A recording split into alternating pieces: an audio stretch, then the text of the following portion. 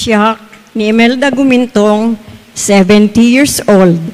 Balo ken retirado nga medical technologist iti Ilocos Sur District Hospital wenno ti amamu tayo nga Medicare. Agnaed iti Poblacion Norte, Salcedo, Ilocos Sur. Nayanakak iti February 18, 1955 iti Bintar, Ilocos Norte nga isu ti lugar de dinanang ko ngem dimmakelak iti Paway nga lugar de ditatang ko. Nalpas ko ti kurso nga Bachelor of Science in Medical Technology idi May 16, 1976 manipud iti Centro Escolar University. Kahit na error kumetlaeng ti board examination nga angay iti data nga tawen. Rimuar ti resultat examination i January 1977. Ket inrugi kon tinagsapol iti pagtrabahuan. Naikuyugak iti maysa nga kaeskolaak nga napan nag-follow up ti application na iti Philippine Medical Care Commission, Quezon City. Nga isuda tinagbinuangay ni Dr. Pacifico Marcos nga no isuda tinangbangbangon kadagiti primary hospital kadagiti na sel-sel nga ili-ili. Impaspasarak ko tinagdamag no adapay bakante ket napagasatan na taadda dua nga vacancy. May sa iji Palawan, ken may sa dito Salcedo, Ilocos Sur. Kinuyugnak nga rod de dinanang ko, ididamok ti umay dito Salcedo. Nagdamdamag kami no kasano ti umay dito Salcedo. Nadanon mi iji kandon, ti kakaiso na nga jeep nga agbiyahe. May paisalaeng idi ti agrubwat nga jeep nga agapoy dito Salcedo, ket isuntumet laingen ti pagluganan dagiti agawid. Awan pay na semento nga daldalan idi. Lasong-lasong ken nabato ti dalan. Naglugan kami nga rod iti jeep nga agbiyahe. Kaduami digiti pasaherong eng karga ti nagpakandon. Pekpek ti lugan. Adu ti karga ti tuktuk ti jeep ken uray iti baba. Saan mo pay nga maigaraw digiti sakam ti kailet na, ti kaado ti karga. Ta amin nga kasapulan ti balay, ket agapumet amin dito kandon. Manmanupay la idi ti tiyandaan idi. Idi adda kami ijay amgid, ijay salamagi, na outbalance ti nagluganan mi nga jeep. Napatog iti kanigid, idi agsik ko, ket naigargabur kada kami dagiti garga. Ket idi makapuutak arayaten da kamin. Intray da kami iti Gakula Clinic kandon ngem saan met nga dito'y ospital tinakadanunak no dikit iti ospital kandon ket may saak pay ket din nga pasyente. Saan kamin ang nagtuloy dito Salcedo no dikit nagawid kamin iti Paway. Mabutay nga pay ket idin nga aglugan ti jeep. Napanunot ko laeng ti agsubli, ididawaten di main office, ti oath of office ko. Isong invest ng April 4, 1977, ti first day of service ko. Nagbalin nga May 3, 1977. Dito'y kumeten nga nakita tinagbalin nga asawak, nga katrabaho at metlaeng, daydi Abraham Gumintong. Naparaburan kami ti duang anak, Dachari ken Ayi. Nagbiag kami nga naisentro iti na Christian o pamati. Dinteng ti umuna pa nagsaludsud ko iti, Diyos ko, apabinay bay anak, idi nagsakit ti asawak. Napalalo ti sakit ti ulo na, nga narigat pa'y nga ma-FF ti agas. Imbalakad ni Dr. Anaen, agpa-CT scan iti St. Martin de Porres Hospital, ket nakita nga adungan na ornong adanom iti utek na. BP shanting laeng, when ventriculo peritoneal shunt laeng timabalin, nga makaikat tin na ornong adanom. No sa din no, ket malukatan ti ulo na, tapno mangikabel dati tubo nga pag naantidanom nga rumwar, manipod iti ulo. Saan na akinayat adagos, nga magaputa siguro tirigat na ang agitored, na alukoy kumetlaeng. Intawag ka nga rod, tikabsat ko iti paranya, ket ipapanmi, ket nayupan namet iti gayem na nga neurosurgeon ni Dr. Bitanga. Isu idi ti head ti neurosurgery iti Rizal Medical Center. Isu nga na-admit kami adagos idi April 9, 2006. Domingo Ramos idi. Naoperaan nga rod ti ulo na ket nakabitan ti BP shunt. Na-discharge kami iti April 12, ag-follow up iti April 17. Kabayatan ti pinaguray mi ti follow up.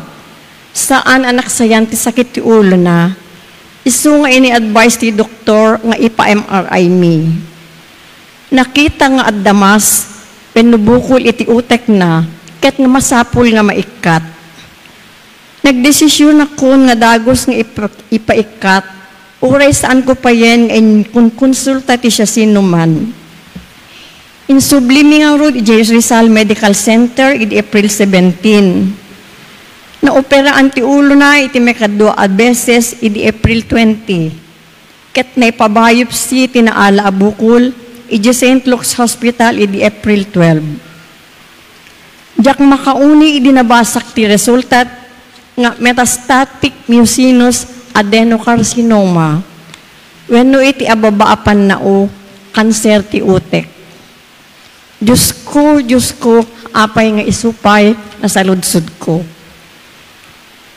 Naipan ti recovery room kalpasan ti operasyon, ket nakariing ti kalpasan ti 3 nga oras. Nakaisam nga nag-thumbs up pay, di makita na kami nga sumirsirip iti recovery room. Ngayon yan, apan nakakigtot ko, idiriingen nak ti nurse nga ningbaga nga nakoma ti asawak. Adu nga sangit, saludsod ken kararag. May saak idi nga agbanbante iti ospital. Awan pa'y ti pangisakitak, kuma, ti kasasaad na. Kaya't ko pa'y kit din idi nga iyawid, uray awan puot na. Nakapuot metlaeng ti kalpasan ti 3 aldaw. Na-discharge kami, idi may 18. Ket indamag ko iti doktor, nukasano pa'y ti kabayag ti panagbiag na. Naikanti 3 to 5 months, ket impulang natibukod na nga biyag, iti April 22, 2006. 3 nga bulan kalpasan nga na-diagnose. Iti tawen na nga 54. Diyos ko, di na kami kadibaybayan. Dalatan, ti karkararag ko. Pagpiyaan na, nakaturpos idin ni Chari, ti pinagbasa na, ket adamet ten, pagsapulan ni Ai, pagsapulan na, ket ni Ai, adapay lang iti 3rd year college. Nagtuloy ti pinagbiag ni nga napno tinamnama, nga everything will be all right. Yak impagarup nga maulit manen, tinakas ang apasamak ti biag ni. Na-diagnose ni Chari, iti end stage renal disease stage 5. Bayat ti kadami di Paranaque di February 2020 sakbay ti COVID-19 pandemic. Kayat na nga sawen, saan yung agtrabaho dagiti do nga kidneys na, nga mangdalus kadirugit ti bagi tayo, tano saan nga mairwar dagitoy isumetlaeng ti mangsabidong ti bagi, pakaigapuanan ti papatay. Duala nga banag ti makasalbar iti biag na, tong biag na dialysis 3 times a week, ken kidney transplant. Na-admit iti February 11, 2020, iti Manila Doctors Hospital, nung sa dino, naikabitan adagos ti IJ, interjugular catheter, iti tingged na, para iti emergency dialysis. Inaldaw nga nagdialysis, aging nga na-discharge kami, kalpasan ti makalawas nga panagyan mi ti ospital. Sakbay ang mapaawid kami na operaan manen. Kinabitan dati kanigid at akyag na, nga nangikabitan dati ABF wenno anteriovenous fistula. Nga isunto ti mausar, apa nagdialysis na, intun makarwar iti ospital. Kasta permet nga pinagbirok na kami iti dialysis center, nga pangituluyan na ti panagdialysis na, habang agur-uray ti panakat kidney transplant na. 3 times a week, 4 nga oras. Hatid sundo kami ti kabsat ko, taawanen idi ti public transport. Nagyan kami nga rod iti balay ti kabsat ko, iti Paranaque. Nagbirok kami ti donors kadikiti kakabagyan kan gagayem. Idi maalukoy ko ni Aye mga donor ti mesa nga kidney na. Nagpalaboratory adagos, tapno masiguro nga nasalon at metlaeng. Idin nga naduktalan babeen ti ultrasound nga adda bato iti makinkanigid nga kidney na, ket masapul la maikat, tapno saan tumit lang iso ti mangdadael ti kidney na. Nairekomenda nga mo operaan when na mga lithotripsy. Diyos ko, apay abinagbaanak, nga mga wit kadagito nga panubok. Nasurok nga 5,000 ti magasto ni Chari, iti linawas nga panagdialysis na. Sa manen 50,000 ti masapul ni Ayi, iti panaglithotripsy na. Amintalo nga session ti inrekomenda ti doktor, iti Metrovigan. Ti pakaramidan ti lithotripsy ni Ayi. Pinili na ti lithotripsy nga procedure na mabayag ti healing period no mga operaan. Saan pa nga imanay, ti terminal pa nga naawat ko iti pinagretiro nga ginastumi. Nga man nga asilat ti Apo Diyos, agit ite dagiti do nga kakabsat ko, ken dagiti gagayem dati financial nga tulong. Ket nasursurok ti mapan makipila iti DSWD para iti financial aid kada 3 nga bulan. Mapandak itulod iti alas 2 ti parbangon. Sa daktumit lang umialain iti malem, inton itawag ko nalpaskon. Di manon ti panakatransplant ni Chari. Masapul nga macardiopulmonary clearance. May samanan a problema ti rimswa. Iti 2D ko na, nakita nga daag barang orat iti puso na. Ket masapul amang angiography.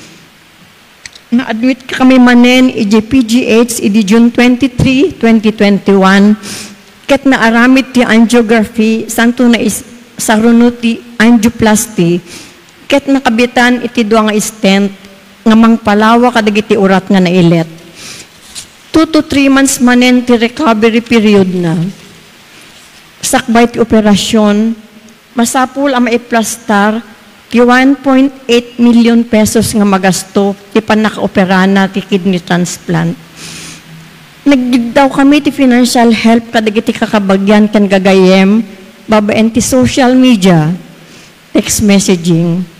At damet nagited, ngem adu ti saan, tabakaam kanda nga scam. Tinultulungan ni Tiyang natin ni Ayi nga na panagsulisit ti gatad para ti transplant. Ket nakaurnong damet ti 106,000. Saan pa nga imanay, di 5-year lump sum ko nga naangot ko ti GSIS nga inusarmi. Itilukod dagito adu nga nakasuotan. Saan ang nagbaaw ti namnama, panagtalek ken pamatimi ti Diyos tayo. Adadamet na ta dagiti parabor nga nasagrap ti familyami. Naawat ng eskola ti anak ni Chari ni Nikki, nga da idi di grade 12 nga basa iji Philippine Science High School, Ilocos Sur Region Campus, iji San Ildefonso. Ket nairuang na ti scholarship iji Bentley University, USA, Massachusetts. Idi March 11, 2022. Ngempiman ti kinarigat ti biag midi, awan pa'y pagplete na agpa Manila, nga ag-apply student visa na. Saan na nga road ng emporsigi nagtuloy i-JUS. Kastay ko nada, nga no ag-sarang ridaw, at aglukat nga tawa. Naawat iso ng scholar ti DOST, ket agda maita nga naka-enroll iti UP Manila iti 3rd year na, iti Bachelor of Science in Pharmaceutical Sciences. Ket ni Chari, adda imat-matunan na pagprintaan ti t-shirt, mugs, kenda dumapay, iti lawag.